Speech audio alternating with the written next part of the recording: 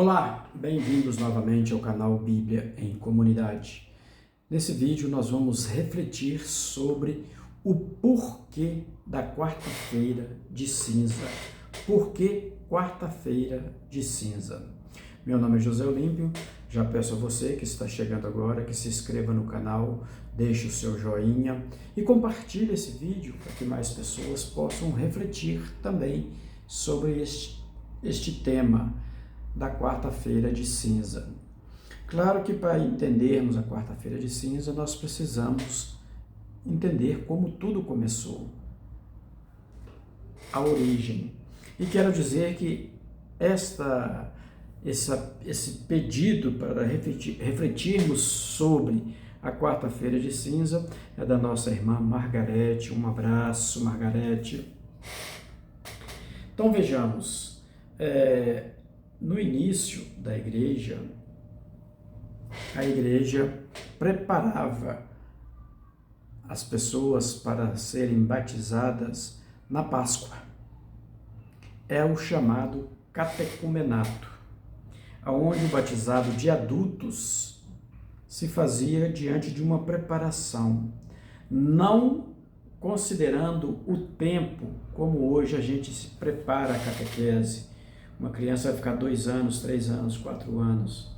Não. No catecumenato é até a pessoa estar pronta, estar preparada para assumir o compromisso com a vida cristã. E o batizado era realizado na Páscoa. Quando os eleitos, aqueles que estavam prontos, iam para ser batizados, eles então entravam em oração, jejum e penitência por um período de 40 dias, e junto com eles, ali entrava o bispo, entrava o padre, entrava ali os seus padrinhos, acabava a comunidade também fazendo essa preparação mais intensa com oração, jejum e penitência por esse período, por eles. E aí, então, chegava a Páscoa, eles eram batizados. E aí, então, com essa preparação no catecumenato, surge, então, o período quaresmal, com base, sim, nos 40 dias que Jesus passa no deserto em oração e jejum. Mas estou narrando aqui a caminhada da igreja, a história da igreja. Tá? Então, na Páscoa, nós renovamos a graça batismal. Não se renova o batismo. O batismo é eficiente por si só todo o tempo. Mas a graça batismal, ela é renovada na Páscoa. E nós, então, a igreja coloca para nós esse período de 40 dias para que nós pudéssemos nos preparar para esse grande evento, a Páscoa, para que nós pudéssemos, então, ter a renovação da graça batismal preparados. E aí, nesses 3 pilares, oração, penitência e esmola. Claro que, quando nós falamos de oração, nós estamos falando de leituras bíblicas, sobretudo dos Salmos. Nós estamos falando de maior intensidade, maior busca, maior profundidade com a palavra do Senhor. E também nas orações, que as nossas orações também se aprofundem, se alarguem, no sentido de criarmos maior espaço de tempo e maior intimidade com o Senhor nosso Deus. A penitência nós devemos fazer todos os dias, menos domingo. Se a gente for na folhinha e contar os 40 dias da quaresma, dão 45, porque os domingos não são contados, mas só os outros dias, aí dá 40. E nós teremos então um período de aproximadamente 45 dias. É um período em que é importante tirar a carne, e a igreja pede não comer carne na quarta-feira de cinza, não comer carne na sexta-feira da paixão, mas fica aí toda sexta-feira para a gente se abster da carne, não só no período quaresmal, mas também em nossos exercícios de vida diária do cristianismo.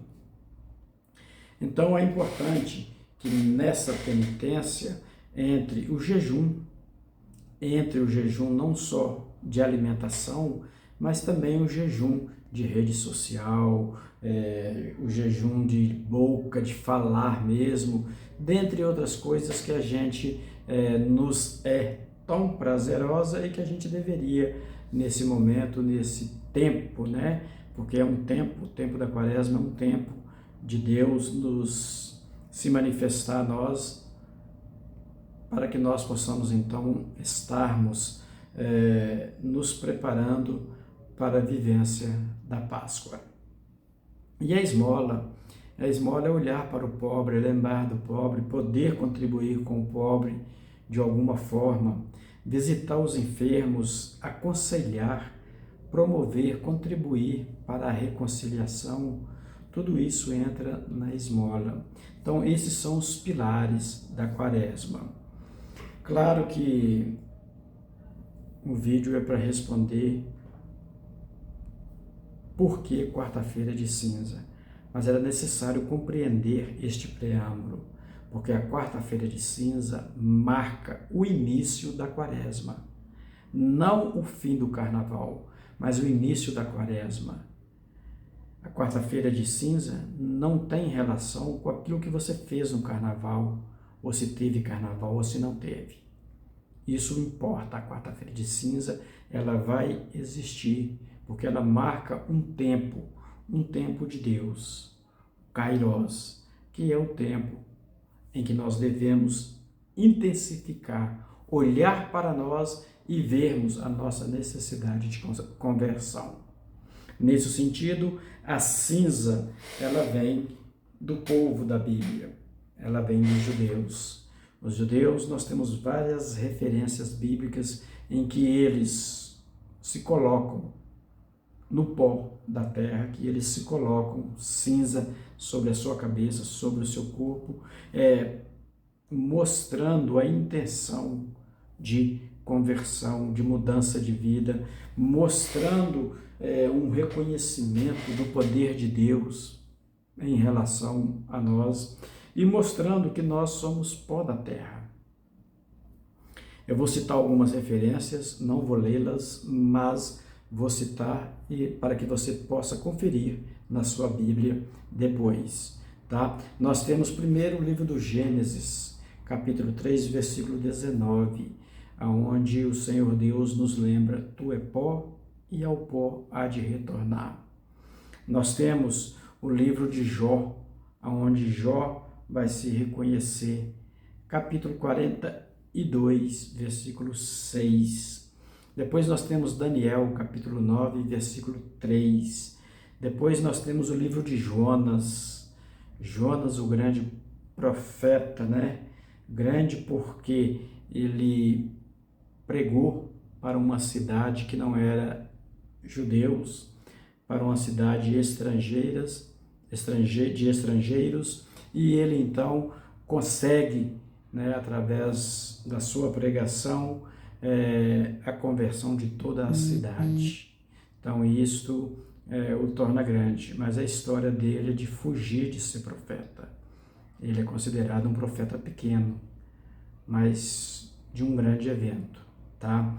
Então, quando eles escutam a pregação, a cidade, desde o rei até o mais pobre de todos os súditos daquele rei, são convocados a jogar cinzas na cabeça, a trajar, né, roupas de pobre, a rasgar as vestimentas, em sinal ou intenção de mudança de vida. E depois nós temos Jesus falando sobre as cinzas, que está em Mateus capítulo 11, versículo 21, onde Jesus vai dizer que se fosse feito esses milagres lá nas cidades pagãs, nas cidades estrangeiras, e ele cita o nome, eles teriam usado o cilício e a cinza.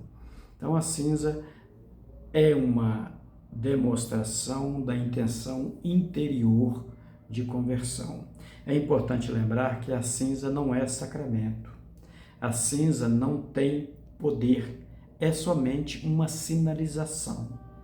Então, às vezes, as pessoas se perguntam, na quarta-feira nós vamos na missa de cinza, a gente pode levar cinza para quem não foi à missa? Pode, desde que sobre cinza e quem está distribuindo, o presidente da celebração, os ministros, disponibilize para que leve.